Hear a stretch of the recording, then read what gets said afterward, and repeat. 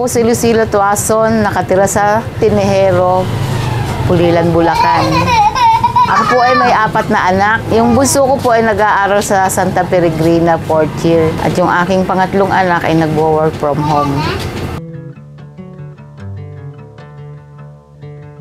Malaking bagay po sa amin kasi unang-una po ako nagme-maintenance. Wala kami nakakayahang magbayad sa mga ganyan. Tapos may PWD rin akong anak. Ako man ay PWD rin. Kaya sa aking tindahan ay malaking bagay yan.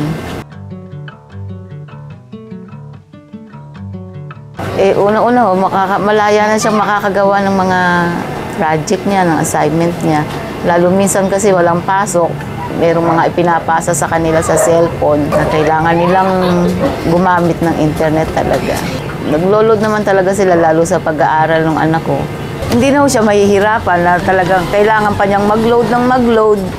At laking bagay din naman nung hindi na siya maglo-load, hindi na siya hirap. Ngayon po, mas mapapadali na ang pag-aaral sa pag-aaral ng anak ko dahil may libre na kaming internet. At talaga pong siya ang kalooban namin. Maraming salamat po, Cloudnet Internet, sa binigay ninyong pinagkaloob niyo sa amin na biyaya na to. At kami, malaking tulong sa aking mga anak, sa aking nag-aaral at nagtatrabaho. God bless po.